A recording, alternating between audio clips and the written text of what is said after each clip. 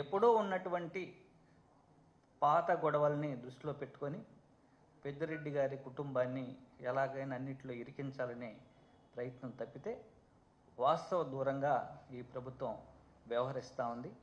కక్షపూరితంగా వాళ్ళకి కావలసిన విధంగా సాక్ష్యాల్ని సేకరించుకునే పనిలో బిజీగా ఉంది, భయపెట్టి చిన్నపాటి ఉద్యోగాలను భయపెట్టి. అలాగే రాజ్ కసిరెడ్డి గారు ఈయన్ని కూడా అనవసరంగా ఈ వ్యవహారంలోకి లాగుతున్నారు. ఆయన నలుగురు ఐటీ సలహాదారులు ఆయన కూడా ఒకరు. 2 సంవత్సరాలు అతని పదవీ కాలం పూర్తయిన తర్వాత మళ్ళీ ఎక్కడ ఈ విజయవాడ ఛాయల్లో కూడా కనపడింది లేదు. అనవసరంగా మళ్ళీ ఆయన్ని లేనిపోని వ్యక్తి లాగడం మనం చూస్తూ ఉన్నాం ప్రత్యక్షంగా. ఇవన్నీ అధికారం ఉందని, అధికార దుర్వినియోగంతో